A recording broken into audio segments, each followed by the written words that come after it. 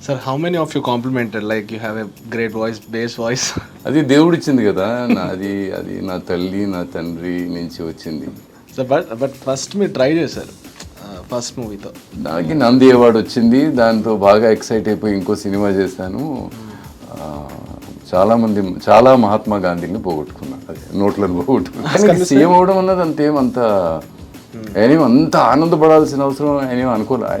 అదేదో దేవుడు ఇచ్చాడు, నాకు ఒక అవకాశం ఇచ్చాడు, నేను ఏదో చేయాలని అనుకుంటున్నాడు. కానీ ఆ భారం ఇక్కడ పెట్టుకోవట్లేదు. నేను సాక్షి చూసేటప్పుడు, మీరు డిబేట్ చేసేటప్పుడు, వర్క్ చేసేటప్పుడు మీ వాయిస్ నాకు ఎప్పుడు బాగా గుర్తుంటుంది.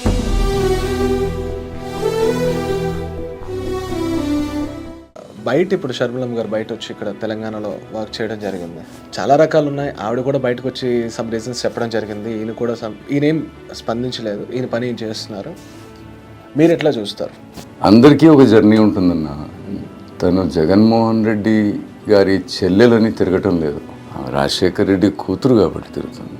రాజశేఖర్ రెడ్డి గారి బట్టలు 2 జతలు గంజి పట్టించి బాగా ప్రేమించిన ఉన్నాను ఆయన్ని.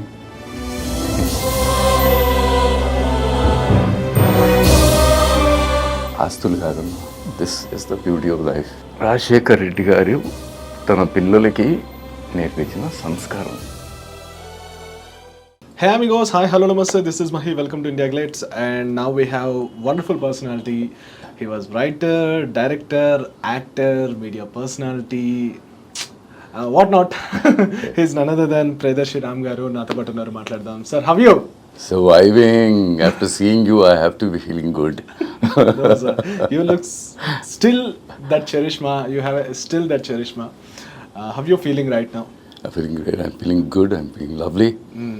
I think in Nel Tarvata more than 4 years almost that I haven't come on television since I left Sakshi. It's like coming back and seeing my friends and my close associates who are with me. వాళ్ళందరితో పాటు ఉన్నంత ఆనందం కలుగుతుంది. ఎంతోమంది అభిమానులు, వాళ్ళందరికీ నేను అభిమానిని. Sir, it's tough to answer, but I'll ask how it started, where it started. Well, I was a student in a college. I finished my graduation. Then I wrote my management and I got a seat outside Hyderabad in a very big institution. But అప్పటికే మా నాన్నగారు చనిపోయి ఉన్నారు. My mother was alone and she was not agreeing to live without me. So I didn't take the MBA course. This is in 1980. Okay. So after college. So డబ్బులు లేవు, రాయడం వచ్చు కొద్దిగా. సో అడ్వర్టైజింగ్ చేస్తే బాగుంటుంది, ఎందుకంటే ఖర్చు ఏమీ ఉండదు. All you need to do is right, design something and make money. అట్లా మొదలైంది జర్నీ. ఎక్కడెక్కడికో తీసుకెళ్ళిపోయింది. అమేఠీకి తీసుకెళ్ళింది రాజీవ్ గాంధీ గారి ఫస్ట్ క్యాంపెయిన్. చాలా గొప్ప గొప్ప ఏజెన్సీలు వచ్చినాయి అప్పుడు. నాకు ఇంకా గుర్తు ఆ లైన్ నేనైతే రాశాను. అందరూ ఏమనేవాళ్ళు, ఫ్యాక్టరీలు వస్తాయి, ఇక్కడ ఉద్యోగాలు వస్తాయి, రోడ్లు వస్తాయి. ప్రధానమంత్రి గారి కొడుకు ఒక పార్లమెంట్ కాన్స్టిట్యున్సీని రిప్రజెంట్ చేయబోతున్నాడంటే డెవలప్మెంట్ విపరీతంగా ఉంటుంది అని అందరూ ఐడియాస్ తీసుకొచ్చారు. నేను ఒక లైన్ రాశాను, అమేఠీ కే గౌరవ్ కో సమర్పిత్ రాజీవ్ గాంధీ అని. అంటే మీ గౌరవానికి అంకితం అయిపోతున్న రాజీవ్ గాంధీ ఇక్కడి నుంచి నిలబడుతున్నాడు అన్నది చెప్పాం. ఆ పోస్టర్ ఇప్పుడు దాకా కూడా వాడుతున్నారు ఆ కుటుంబంలో చాలామంది సభ్యులు. So destiny, it's nothing to do with me. Everybody is good అన్న, ఎవ్రీబడి డజంట్ గెట్ ఆపర్చునిటీస్. కొంతమందికి అవకాశాలు వస్తాయి, ఒక్కోసారి ఆ అవకాశాలని మేబీ మనం ప్రిపేర్డ్గా ఉండమేమో. నిజానికి అవకాశం అందరికీ వస్తుంది, అందరికీ వచ్చిననే అవకాశాలు ప్రతి ఒక్కరికి వస్తాయి, కానీ మనం రెడీగా ఉండం దానికోసం. ఇఫ్ వీఆర్ రెడీ వెన్ అవకాశం తలుపు తట్టినప్పుడు మనం హాయ్ అని చెప్పే స్థితిలో ఉండాలి. మనం మానసికంగా ఎక్కడో ఉంటే మేబీ వీ విల్ నాట్. ఇది నా జర్నీ, నేను ఇంకొకరి గురించి చెప్పలేను. Sir, how many of you complimented? Like you have a great voice, bass voice. అది దేవుడిచ్చింది కదా. అది నా తల్లి నా తండ్రి నుంచి వచ్చింది. నేను ఎక్కువ పొడుగుండను, నేను చామన్ ఛాయ్ నల్లగా ఉంటాను, నేను అంత అందంగా ఉండను, కానీ నా వాయిస్ బాగుంటుంది. ఇన్ని కురూపాల్లో ఒక స్వరూపం నా వాయిస్, అది దేవుడిచ్చింది. So I can never own it. It is not mine, it is what the universe has given me. Because that voice remind me when నేను సాక్షి చూసేటప్పుడు, మీరు డిబేట్ చేసేటప్పుడు, వర్క్ చేసేటప్పుడు మీ వాయిస్ నాకు ఎప్పుడు బాగా గుర్తుంటుంది. నాకు కూడా బాగా ఇమోషనల్గా అయిపోయాను ఆ రోజు. రాజశేఖర్ రెడ్డి గారు బాడీ 3వ తారీఖు పొద్దున్న ఇంటికి వచ్చింది. మేము ఇంటికి వెళ్ళాము. సూర్యుడు గట్టిగా ఏడుస్తున్నాడు, చుట్టూ అంతా బంధువులు ఉన్నారు. జగన్ గారు ఒక్కరే ఒక కుర్చీలో సెపరేట్గా కూర్చొని ఉన్నారు. ఎందుకు ఆయన్ని డిస్టర్బ్ చేయడం అనుకుంటూ కొంచెం నేను పక్క నుంచి నడుచుకుంటూ వెళ్ళిపోతుంటే అన్నా అని పిలిచాను. పిలిచి నా 2 చేతులు పట్టుకొని ఆయన నిలబడ్డాడు కాసేపు అట్లా నిలబడిన తర్వాత, ఏమైనా కానీ నాయన అనుకున్నదంతా మనం చేయాలన్నా అని అన్నాడు. అంతే. నేను ఆఫీస్కి వచ్చాను. ఆఫీస్కి వచ్చేటప్పటికల్లా మరి శూన్యం అయిపోయిందంతా. నువ్వు వెళ్ళిపోయావు, చీకటి అయిపోయింది, ఎలా ఈ ప్రపంచం, ఎలా ఈ జీవితం, ఏమిటి మోసం అని నా కలీగ్స్, క్రియేటివ్ టీం, మేము సాక్షిలో ఉన్న వాళ్ళందరూ అలా అనుకుంటుంటే నాకు అది నచ్చలా. అప్పుడు అది రీరైట్ చేసి, రోజులాగే తెల్లారింది, వేకు ఉంది, వెలుగుంది, నువ్వు లేవంటారేంటి రాజన్న అని. అంటే ప్రతి అన్నం ముద్దలో కనపడుతున్నావు, ప్రతి అక్షరంలో కనపడతావు, ప్రతి అన్నం గింజలో కనపడతావు, ప్రతి చిరునవ్వులో కనపడతావు. నువ్వు లేవు అని ఎట్లా అనుకోవాలి? నేను అనుకోలేను, మేము అనుకోలేము అని చెప్పి. ఒక వారం రోజుల తర్వాత విజయమ్మ గారు ఫోన్ చేసి, ఇంకా ఆపేయండి రామ్, చాలా దుఃఖాన్ని క్రియేట్ చేస్తుంది అది అని చెప్తే, అప్పుడు we stop that. It was ఒక్కోసారి వాయిస్ అలా it helps in emoting. A voice అయినా ఇమోట్ చేస్తుంది. తప్పు నా వాయిస్ చేయగలిగింది అన్నది కాదు, ఎవరైనా చేయగలుగుతారు. కానీ కొంచెం దీర్ఘమైన భావాలు, లోతు ఉన్న భావాలు ఏమైనా చెప్పాలి అనుకున్నప్పుడు, I think I'm an actor. ఎందుకంటే అడ్వర్టైజింగ్లో ఏముండదు, కాగితం ముక్క తీసుకొని, ఓ పెన్సిల్ తీసుకొని, ఒక ఆలోచన తీసుకెళ్ళి ఒక పెద్ద ఐఏఎస్ ఆఫీసర్ దగ్గర, లేకపోతే ఒక ఇండస్ట్రియలిస్ట్ దగ్గర, ఒక హాస్పిటల్ ఓనర్ దగ్గర పోయి మీ జీవితాలు నేను మార్చేస్తానని నేను చెప్తాను. వాళ్ళు అప్పటికే చాలా గొప్పోళ్ళు, వాళ్ళకి మనం చెప్పడం ఏంటి అంటే, ఏదో నాటకం చేసి జీవితంలో ఇక్కడ దాకా వచ్చాను కాబట్టి ఆ నాటకం ఇంకా కంటిన్యూ అవుతుంది. నేను సత్యవంతుడిని కాదు. బట్ ఫస్ట్ మీరు ట్రై చేశారు ఫస్ట్ మూవీతో. నాకు నంది అవార్డు వచ్చింది, దాంతో బాగా ఎక్సైట్ అయిపోయి ఇంకో సినిమా చేశాను. చాలా మహాత్మా గాంధీని పోగొట్టుకున్నాను, అదే నోట్లను పోగొట్టుకున్నాను. So then I got into this peace space, I got back. Now I'm writing stories, I have sold stories. Shivaraj Kumar గారికి కథం నేను, అండ్ అబ్బాస్ మస్తాన్ గారికి ఒక కథ చెప్పాను, వాళ్ళకి బాగా నచ్చింది. వాళ్ళు ఒక చాలా పెద్ద హీరోతో they are planning a project. ఇక్కడ can I reveal that? I mean sure. Ajith garu వాళ్ళు కాంటాక్ట్ చేస్తారు ఆయన. స్టోరీ నేను చెప్పింది అబ్బాస్ మస్తాన్ గారికి. 60 ఏళ్ళు దాటినాయి అన్న. రిటైర్మెంట్ 58కి, ఎలక్షన్లు ఉన్నాయి కాబట్టి 2 ఏళ్ళు ఉండమని చెప్పినారు. 2 ఏళ్ళు ఉన్నా. నా పేరు రాముడు, అందుకనే 14 ఏళ్ళు జగన్ రెడ్డి దగ్గర ఉన్నా. అడవిలో జగన్తో పాటు పోరాడినా. బాగుంది, really enjoy. Now is chief minister. నాలాంటి వాళ్ళు 1,00,000 మంది ఉంటారా? నేనే తప్ప. నేను వదిలిపోవడం ఏంటన్నా, నా టైం అయిపోయింది అంతే. It's so real. You have to move, you can't stay. నువ్వు కుర్చీలో కూర్చొని కుర్చీ వల్ల నీకు గౌరవం వస్తుంది అంటే దెర్ ఇస్ అ ప్రాబ్లం. నువ్వు కూర్చోవడం వల్ల కుర్చీకి గౌరవం రావాలి. కుర్చీలో కూర్చోవడం వల్ల నీకు గౌరవం వస్తే ఆ బతుకెందుకన్నా, ఏదో బతుకు. వన్ థింగ్ సార్, మీరు ఎంత ఇక్కడ కూర్చొని టేబుల్ మీద మీరు రైటింగ్ రాసుకున్న, యాడ్స్ గురించి చూసుకున్నా సరే, ఇన్నేళ్ళ ప్రస్థానం గురించి గుర్తొచ్చినప్పుడు ఖచ్చితంగా ఆయన అక్కడ ఏం చేస్తున్నారు, ఎలా వర్క్ అవుతుంది అనేది ఒక థాట్ అయితే ఉంటుందిగా మీకు? ఏం లేదు, భోజనానికి రమ్మని చెప్తాడు, మంచి ప్రేమగా చెప్తాడు. మా అన్నయ్య గారు చనిపోయిన రోజు తెలిసి ఫోన్ చేశాడు, ఎలా ఉన్నావు, ఎలా జరిగింది, ఏమి భోజనానికైనా రా అని పిలుస్తాడు. అంతే మా సంబంధం, అంతే. మీరు అందరూ ఏదేదో అనుకుంటారు కానీ నేను ఎప్పుడూ కూడా ఆయన దగ్గర ఒక ఎంప్లాయీ. నేను ఆయన దగ్గర జీతం తీసుకొని పనిచేశాను. నేను ఆయన దగ్గర జీతం తీసుకొని పని. ఆయన గొప్పతనం ఏంటి అంటే ఆయన నన్ను కుటుంబంగా భావించాడు.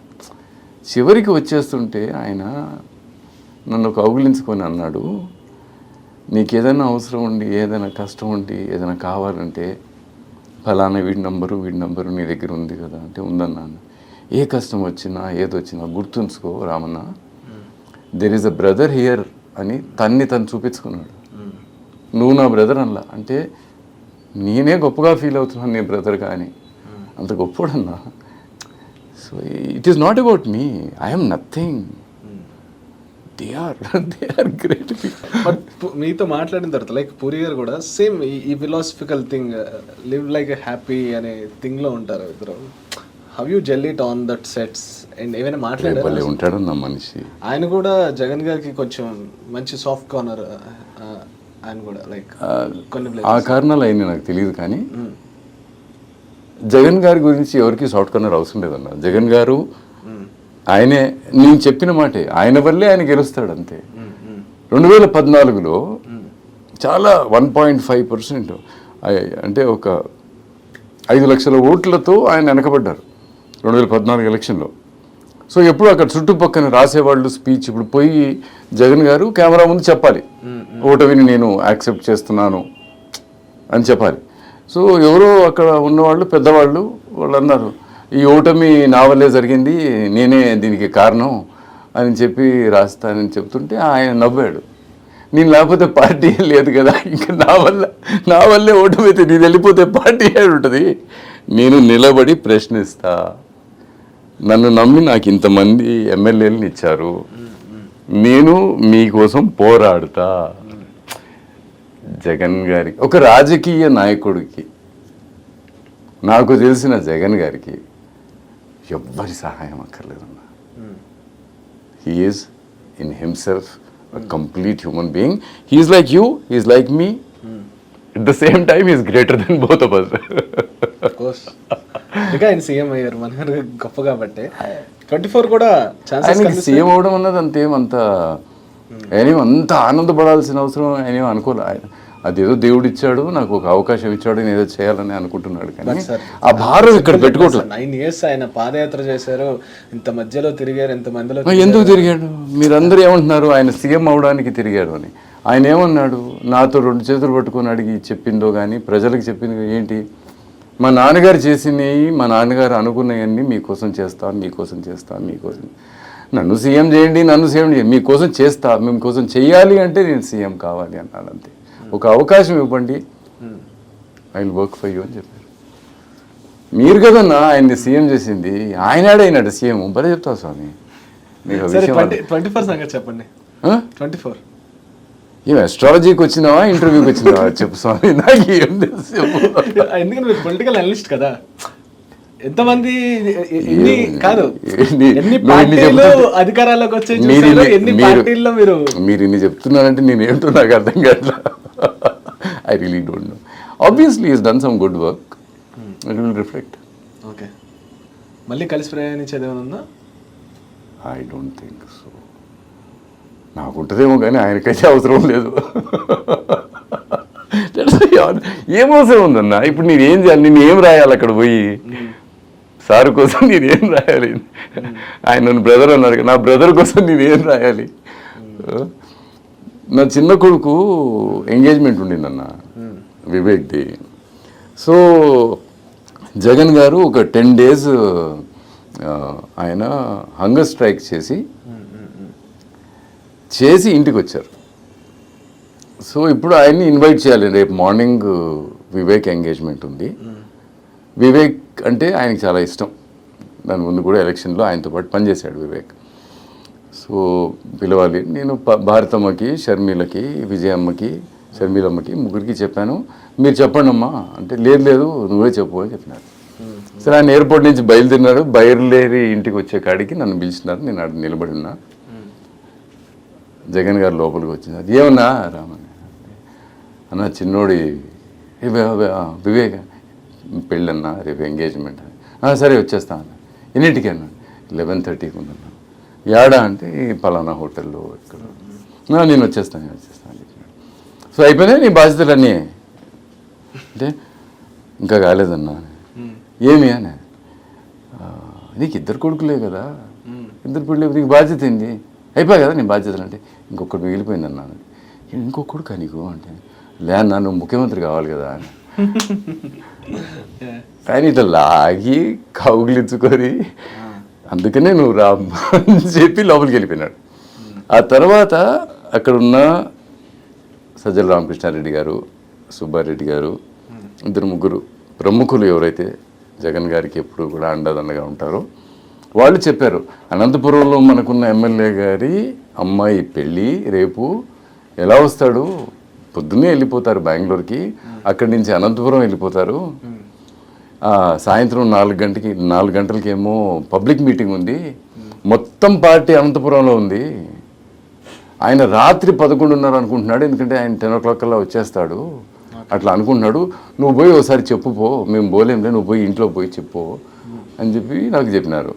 చెప్తే బాగా చెప్తామన్నా, లీడరు కుదిరితే ఆయన వస్తాడు, కుదరకపోతే మా పిల్లలే ఆయన దగ్గరికి వస్తారు అని పోయి నేను వెళ్ళిపోయినా. Next day morning 10:45 he came to bless Vivek.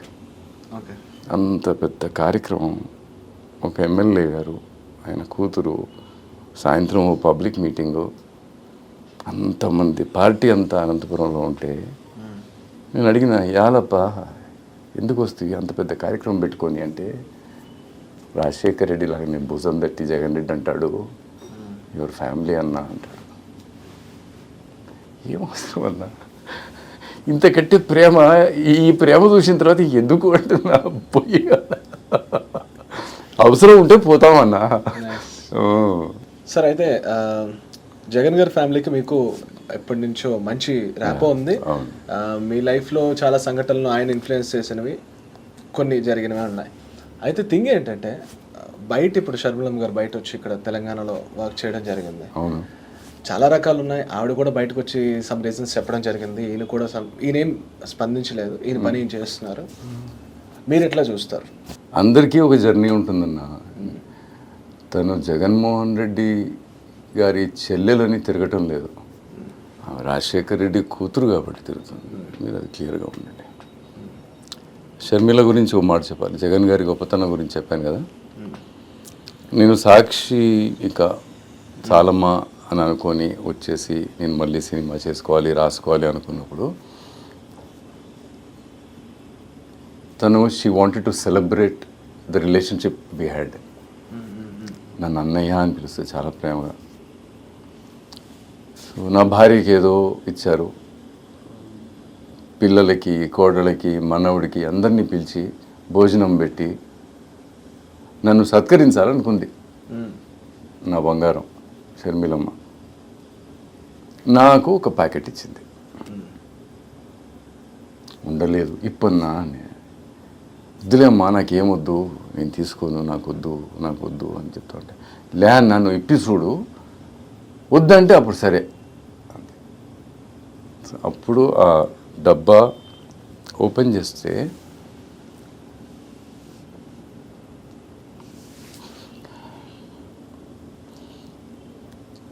Rajasekhar Reddy గారి బట్టలు 2 జతలు గంజి పట్టించి, బాగా ప్రేమించిన ఉన్నాను ఆయన్ని ఇచ్చింది. ఆస్తులు కాదన్నా. This is the beauty of life. That is what Jagan Reddy, that's what Sharmila or Vijayam are. Sorry, I'm emotional. Rajasekhar Reddy గారు తన పిల్లలకి నేర్పించిన సంస్కారం అది. అంత గొప్పవాడు. షర్మిల ఏం చేస్తుంది, జగన్ గారు ఏం మాట్లాడుతున్నారు, నీకు నాకు ఎందుకన్నా, రాజశేఖర్ గారి కూతురుగా, రాజశేఖర్ రెడ్డి గారి కూతురుగా తను ఏం చేయాలనుకుంటుందో తను చేస్తుంది. రాజశేఖర్ రెడ్డి గారి కుమారుడుగా జగన్మోహన్ రెడ్డి తొడగొట్టుకొని ఏం చేయాలో ఆయన చేస్తూ ఉన్నాడు. There are two individuals. కవల పిల్లలుగా పుట్టిన, అదే క్షణంలో పుట్టిన, తల్లి కడుపు నుంచి వచ్చిన మన ఎస్ట్రాలజీ ఇద్దరూ ఒకలాగే ఉంటారు అని చెప్పిన విపరీతమైన వైవిధ్యం ఆలోచనలోనూ భావంలో ఉంటుంది. అలా మీరు ఎందుకు చూడలేకపోతున్నారు? ఎందుకు దాన్ని ఒక కాంట్రవర్సీ చేయాల్సిన అవసరం లేదు. పాప ఏమంటుంది, వాళ్ళ అన్నదే పాప కూడా అంటుంది, మా నాన్నగారు ఇవ్వాలనుకున్న తెలంగాణని నేను ఇస్తాను అని తను అంటుంది. What's wrong in that? KCR గారు ఆల్రెడీ ఇవ్వట్లేదా? కేటీఆర్ గారు ఆల్రెడీ ఇవ్వట్లేదా? అది ప్రజలకు తెలుస్తుంది. బీజేపీ నేను ఇస్తానని సంజయ్ గారు చెప్పట్లేదా? కిషన్ రెడ్డి గారు వచ్చి చెప్పట్లేదా? అలాగే తను కూడా చెప్తుంది. అల్టిమేట్లీ జయలలిత గారు చెప్పిన మాట ప్రజలు ఆల్రెడీ నిర్ణయం తీసుకొని ఉంటారు. వాళ్ళకి ఒక అవగాహన, ఆలోచన ఉంటుంది. ఇప్పుడు 2 ఏళ్ళు స్క్రిప్ట్ రాసి, 2 ఏళ్ళు రీసెర్చ్ చేసి, 2 ఏళ్ళు షూటింగు ఫినిషింగు అంతా చేసుకొని, డేట్లు చూసుకొని, గొప్ప వాళ్ళందరూ కూర్చొని, అంటే బ్రిలియంట్ పీపుల్ అందరూ కూర్చొని సినిమా తయారు చేస్తారన్న. Best editor, best cinematographer, best music director, best director, best dialogue writer, concept writer, production values చూసుకునేవాళ్ళు, ప్రొడ్యూసర్లు అందరూ గొప్పవాళ్ళు అన్నా. ఫ్రైడే మార్నింగ్ వాడు డిసైడ్ చేస్తాడన్నా, నీకు అవసరమా ఈ పెంట అని అంటాడు, లేదంటే ఈల కొడతాడన్నా. No different. Life is no different than cinema. Okay. Politics is no different from life. We are constantly reflecting ourselves in politics or in cinema. We are not promoting any party and all, but I'll ask you one thing. And recent exit poll చూసిన తర్వాత ఇప్పుడు బెంగళూరు, కర్ణాటకలో చూస్తే, and because you are a political journalist and చాలా ages నుంచి politics చూస్తున్నారు మీరు, have you seen it? అంటే ఒక్కసారిగా అసలు ఎక్కడ కాంగ్రెస్ అనేది కనిపించలేనిది ఒక ప్లేస్లో కాంగ్రెస్ అనేది వచ్చిందంటే వాళ్ళకి బూస్ట్ అని అనిపించచ్చా? ఎలా చూస్తారు అది? చాలా మల్టిపుల్ కారణాలు ఉంటాయి, అంత సింపుల్ కాదు అది. మల్టిపుల్ రీజన్స్ వై ఒక ఓటర్ 5 ఏళ్లలో ఒక నిర్ణయాన్ని మార్చుకోవడానికి ఎన్నో కారణాలు ఉంటాయి. నేను జయలలిత గారి క్యాంపెయిన్ చేశాను. మీకు ఊరికే చెప్తాను, అంటే ఎలా how people respond. Apollo hospitals Pratap Reddy గారి పెద్ద కూతురు ప్రీతారెడ్డి గారు, నేను అపోలో హాస్పిటల్స్ క్యాంపెయిన్ చేసేవాడిని. సో ఆవిడకి జయలలిత గారు మంచి స్నేహితురాలు. సో ఎలక్షన్లప్పుడు నన్ను పిలిచి నన్ను తీసుకెళ్ళి ఆవిడ దగ్గర కూర్చొని ఆవిడతో మాట్లాడుతున్నప్పుడు కొన్ని ఐడియాస్ ఇచ్చాము. ఆవిడ చాలా నచ్చింది, చాలా ఎక్సైట్ అయిపోయింది.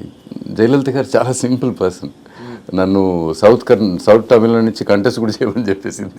నాకు తమిళ ఒక పద కూడా రాదు, you don't have to speak అని చెప్పింది. అని చెప్పి ఒక చాలా అందమైన మాట చెప్పింది. ప్రతి 5 ఏళ్లలో డిఎంకే తర్వాత ఏఐడిఎంకే తర్వాత డిఎంకే అట్లా ఒక సర్కిల్లో అది తిరుగుతూ ఉంటుంది. మనం ఏమి చేస్తున్నాం అన్నది చెప్పినంత వరకు గెలుపు తథ్యం. వాళ్ళు ఏదో చేయట్లేదు, వాళ్ళు దొంగలు, వాళ్ళలో శక్తి లేదు, వాళ్ళు మోసగాళ్ళు అన్నంతసేపు మనకి దెబ్బ తగ్గుతుంది.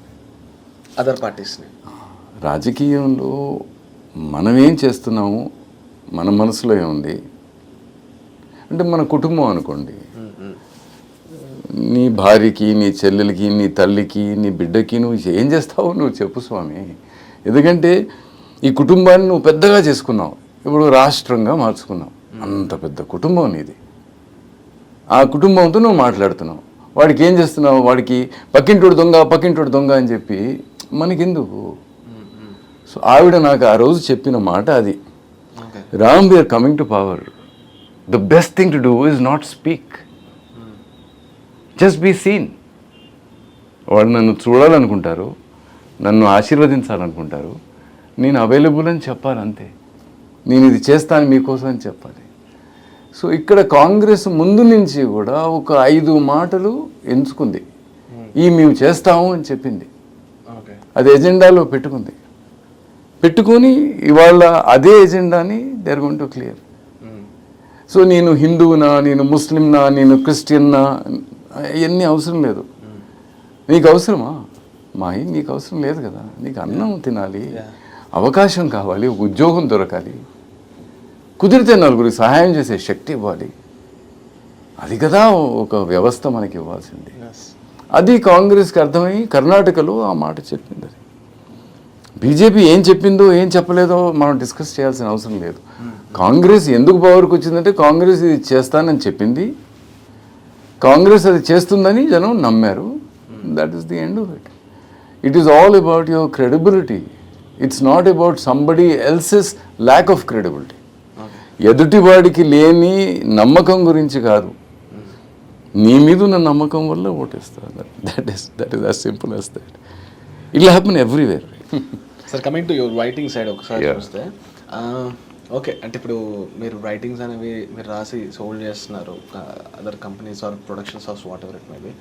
You have a lot of contacts like Chiru garu కానివ్వండి, ఫ్యామిలీ, బాలయ్య గారు. నాకు వాళ్ళు ఎవరు తెలియదండి.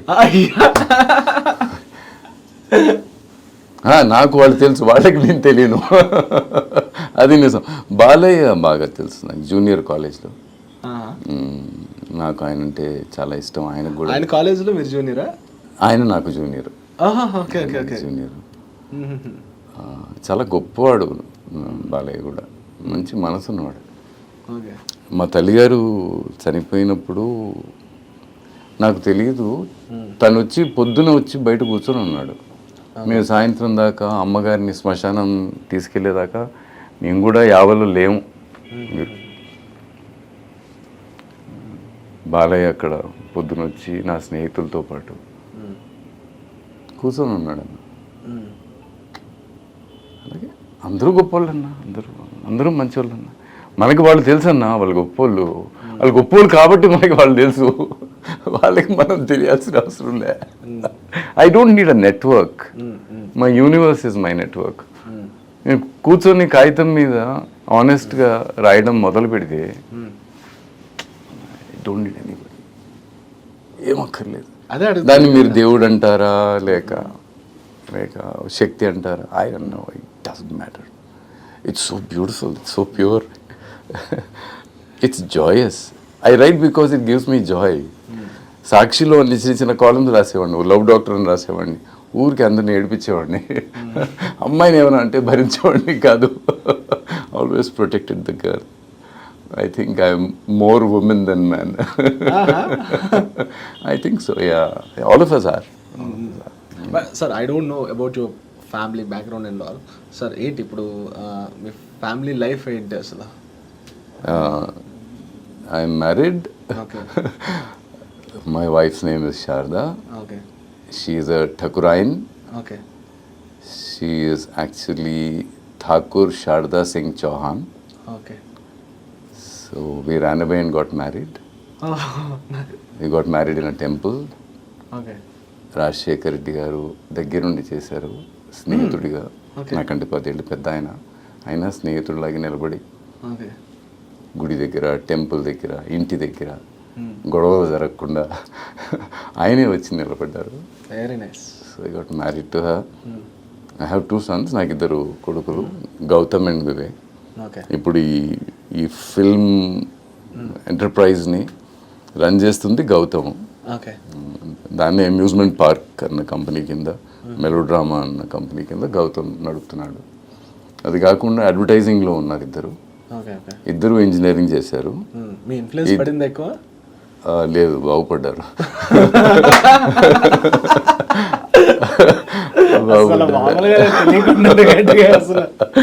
సో గౌతమ్ రంజీ ఆడాడు అంత. చిన్నవాడు he has played tennis for India. ఇద్దరికి ఎక్స్ట్రాడినరీ సాఫ్ట్వేర్ జాబ్స్ వచ్చినాయి, but they didn't like it. So నన్ను అడిగారు ఏం చేయాలని. వాళ్ళని అడిగారు మీకేం చేయాలంటే they said we want to make films. I said then get into advertising. నేను అప్పుడు ఆల్రెడీ సాక్షిలో జగన్ గారి దగ్గర ఉన్నాను. సో ఎక్కువ టైం పిల్లలతో స్పెండ్ చేసే అవకాశం లేదు. సో వాళ్ళు బాంబేకి వెళ్ళిపోయి అడ్వర్టైజింగ్ చేస్తూ చేస్తూ మళ్ళీ ఇక్కడికి వచ్చి స్టార్ట్ చేసి ఇద్దరికి పెళ్ళి అయిపోయింది. నాకు ఒక మనవడు ఒక మనవరాలు. మనవడి పేరు కబీర్. మనవాడు ఉన్నంత రేంజ్ ఉన్నారు ఆయన అసలు. అంటే ఇప్పుడు నా మనవడు కాదంటావా? దెబ్బలు పడతాయి నీకు. మనవడు కబీర్, మనవరాలు కూడా ఉంది. We're also blessed with a granddaughter, very lucky. So చాలా ఉంది లైఫ్లో టు బీ హ్యాపీ. అండ్ మనవరాలు పేరు Meera, Kabir and Meera. I'm the grandfather of Kabir and Meera. That is the greatest success of my life. Ram Charan గారితో వర్క్ చేశారు, బోయపాటి గారి. ఎలా జరిగింది అది? కూడా ఏమోనా కెమెరా చూస్తే ఏమట్లా అంత యాక్చువల్లీ ఐ ఎంజాయ్. నాకు పోయి అడగడం రాదన్నా, మీ సినిమాలో నేను చేస్తాను నాకు ఒక అవకాశం ఇవ్వండి. అడగడం రాదు, ఆయన అడిగేస్తాడు నా కోసం నమ్మకం ఉంది. వచ్చి బోయపాటి గారు ఎట్లా? లేదు అట్లేమీ లేదు. బోయపాటి గారి దగ్గర వెళ్ళేటప్పుడు నా స్నేహితుడు శివ నన్ను తీసుకెళ్లి బోయపాటి గారిని కల్పించాడు. తర్వాత నాగేశ్వరరావు తను నన్ను తీసుకెళ్లి పూరితో కల్పించాడు. వాళ్ళు నన్ను తీసుకెళ్ళి అయ్యో వాళ్ళు ఏం రికగ్నైజ్ చేసి బా రామ్ బాగుంటాడని ఏమనుకోలేదు. మనం అడుక్కుందే, మీసం మెరేస్తున్నాం కానీ అడుక్కుందే. నాకు కూడా షాక్ ఉంది అసలు. ఈయనకే ఇలా ఎలా కాంటెంట్ వైపు, రైటింగ్ వైపు, అసలు ఈ స్క్రీన్ ప్లే వైపు ఎప్పుడు జరిగింది, ఎలా జరిగింది?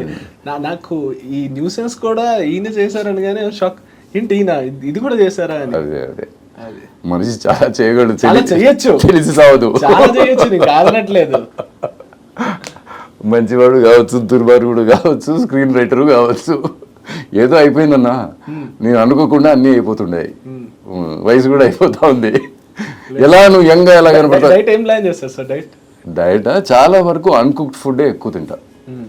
పండు తింటా, కూరగాయలు తింటా, మిగతా నేను చెప్పలేను.